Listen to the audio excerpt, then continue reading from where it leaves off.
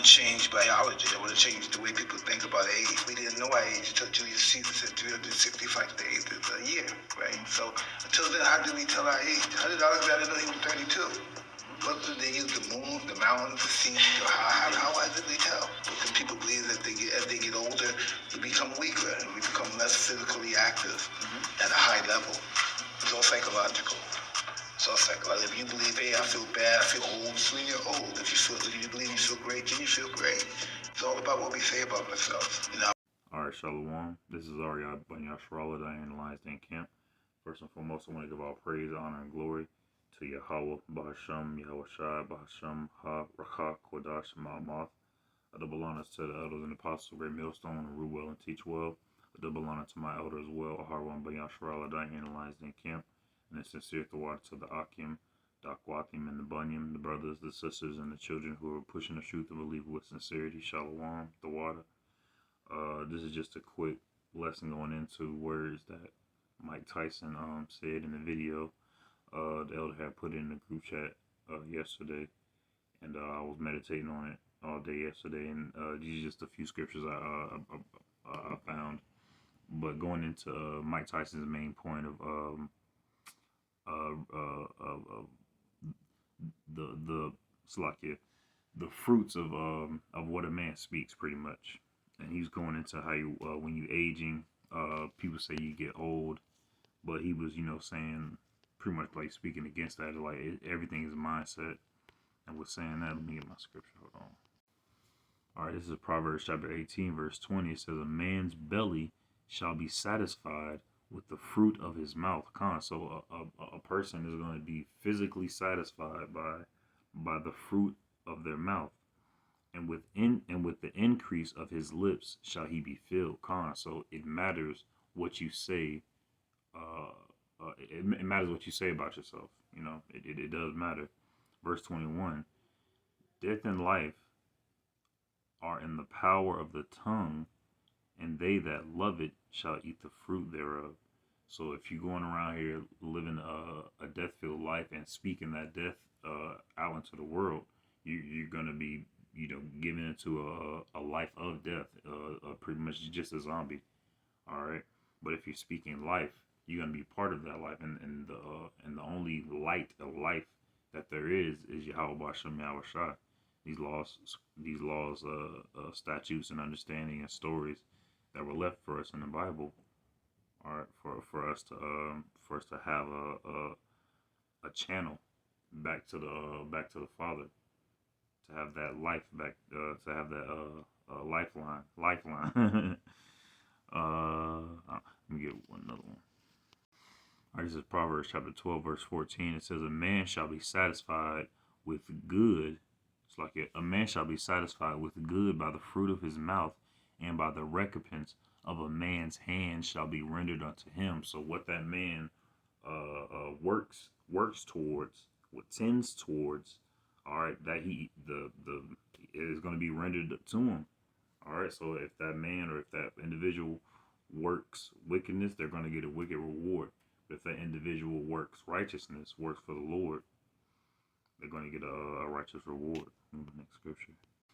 All right, we have to remember what the elder said. We have to remember what the Lord said about us. All right, we have to speak those words as well. This is Psalm chapter 82, verse 6.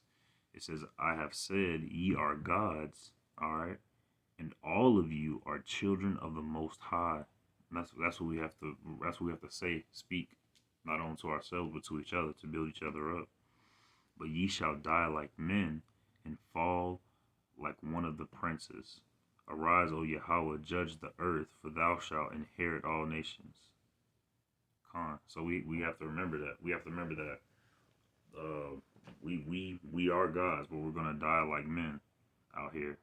That's just another reminder to keep humble. The next one. All right, this is 2 Timothy chapter 1, verse 7. "For Yahawah hath not given us the spirit of fear, but of power, of love, and of a sound mind." So we have to make sure we keep that in mind as well. All right, Yahawashi didn't he doesn't have our minds set to a way. Well, if it be His will, you pray that it's His will to have your mind be of an Israelite of having a sound mind and not having a spirit of fear, or having faith in Yahawah Shem Yahawashi, having that spirit of power, all right, and mainly that sound mind, which is going to be very, very much needed in the times to come. And also another one of Mike Tyson's points that he said, how did Julius Caesar know how old he was? And he started going towards nature. So I just got one scripture for that one too. All right, this is Ecclesiasticus chapter 43. I'm gonna start at verse 1. Start at verse 1. Am I still recording? All right, cool. All right, this is Ecclesiasticus chapter 43, verse 1. It says, "The pride of the height, the clear firmament, the beauty of heaven, with his glorious show." So we have to keep this in mind as well.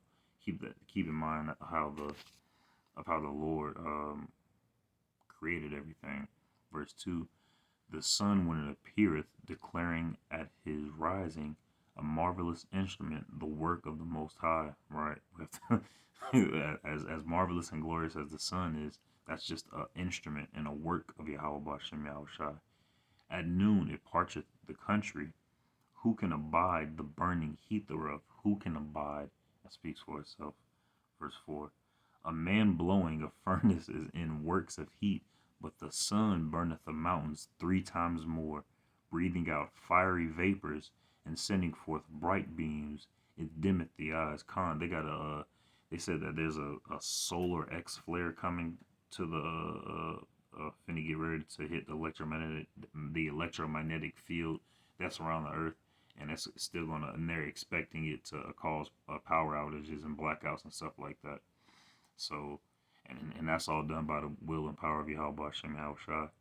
Verse 5: "Great is the Lord Yahawah that made it, and at his commandeth it runneth hastily." Con. Verse 6: "He made the moon also to serve in her season, for a declaration of times, and a sign of the world." Con. And that's the point I wanted to hit with Mike Tyson when he said, before I think he said Julius Caesar made the 365 day a year. How do they know how old they were? And that's because they went according to the well, not they, but our people went according to the moon calendar, rather than the sun calendar. Sun calendar, they worship the sun. That's why they do it. We go according to the moon calendar, not because we worship the moon, but because that's the way Yahawashi Shem Yahawashi put it in order. And right here, verse 6: "He made the moon also to serve in her season, for a declaration of time and a sign of the world.